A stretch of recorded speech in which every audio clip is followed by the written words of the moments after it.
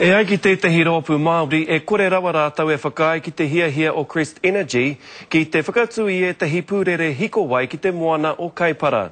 I whakatū protēhi rātau i te rangi nei, hei whakaatu i o rātau whakahē, i reira a rāpāira tāwhai. He whakahē kāre tonu i tutuki.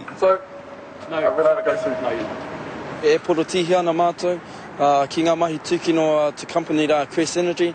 Arā mō tā rātau hiahia ki te whakauru nā pūrere wai ruarau ki roto i te moana o te Kaipara. He kaupapa kua kaha whakahēnia e te iwi o reira arā te uri o hau. Iwa te kau paiheneti o ngā tangata e noho ana ki Kaipara e tūhaka he ana ki tēnei kaupapa. Shame on you, Auckland Super City Council, for granting resource consent. Kua whakae te kāwanatana ki nā whakanikeneke a Crest Energy, nō reira tēnei whakahē. E ki ana tūri o hau, ka hore rātou e hara mai ki te kōrero tō rātou nei kaupapa, i hare rātou ki te kōrero koinei te mahi e mahi ana mātou.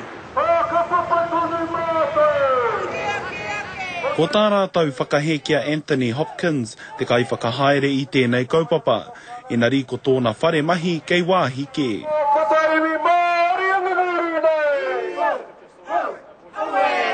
Ko te mea nui e tū ana mātou, e whawhai ana mātou, e kōrero atu ana mātou, e tū hakahe ana mātou ki ngā mahi turbines.